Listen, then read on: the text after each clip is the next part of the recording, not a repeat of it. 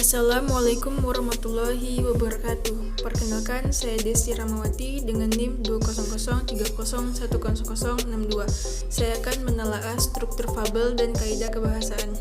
Materi yang saya bahas kali ini sesuai dengan kompetisi dasar 3.16 Pembelajaran Bahasa Indonesia kelas 7 dari Kemendikbud, yaitu menelaah struktur dan kebahasaan fabel atau legenda daerah setempat yang dibaca dan didengar. Pada submateri ini, saya akan fokus membahas menelaah struktur dan kaidah kebahasaan pada teks fabel. Fabel adalah cerita yang menceritakan kehidupan hewan yang berperilaku menyerupai manusia. Fabel adalah cerita fiksi atau khayal belaka. Kadangkala fabel memasukkan karakter minoritas berupa manusia. Cerita fabel juga sering disebut cerita moral karena mengandung pesan yang berkaitan dengan moral.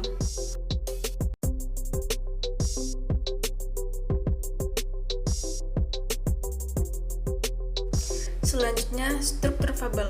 1. Orientasi. Bagian awal dari suatu cerita.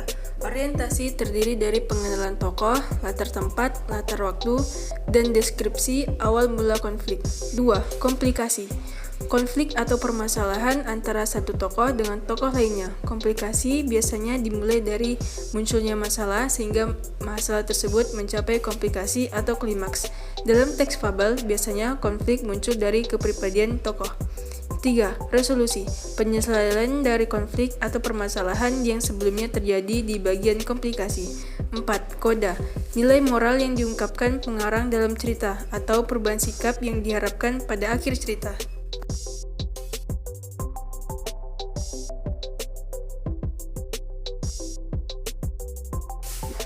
Selanjutnya, kaidah kebahasaan fabel. Kata kerja. Pada teks fabel, kata kerja terbagi menjadi dua, yaitu kata kerja aktif transitif. Kata kerja aktif transitif adalah kata kerja yang memerlukan objek dalam kalimat. Contoh kata kerja aktif transitif adalah memegang, mengangkat, memikul, mengendarai, mendorong, dan lain sebagainya. Kata kerja aktif transitif. Kata kerja aktif transitif adalah kata kerja yang tidak memerlukan objek dalam kalimat. Contoh kata kerja aktif intransitif adalah diam, merenung, berpikir, dan lain sebagainya. Kata sandang dan si di dalam teks cerita fabel sangat sering dijumpai dan ditemukan penggunaan kata sandang si dan kata sandang sang. Adapun penjelasan mengenai penggunaan kata sandang si dan kata sandang sang di dalam teks cerita fabel akan dijelaskan secara lengkap dengan contohnya sebagai berikut. Contoh kata sandang si dan sang kerbau berkeliling hutan.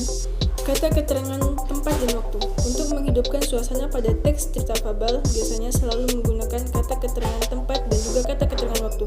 Pada keterangan tempat sering menggunakan kata depan di, dan pada keterangan waktu sering menggunakan kata depan pada, informasi waktu, dan lain-lain. Penggunaan kata hubung kemudian, lalu, dan akhirnya. Kata dari lalu dan kemudian mempunyai arti yang sama, di mana kata-kata tersebut sering digunakan sebagai kata penghubung antar kalimat dan juga sebagai penghubung intra-kalimat. Berbeda dengan kata akhirnya yang sering digunakan dalam penyimpulan serta pengakhiran informasi pada paragraf maupun pada teks, baik itu teks cerita fabel maupun teks cerita lainnya. Contoh kata hubung lalu, kemudian, dan akhirnya. Setelah melihat dengan mata kepala sendiri, Aisyah berlari dengan cepat, kemudian menghampirinya, lalu memeluk ibunya dengan erat karena telah lama tidak berjumpa.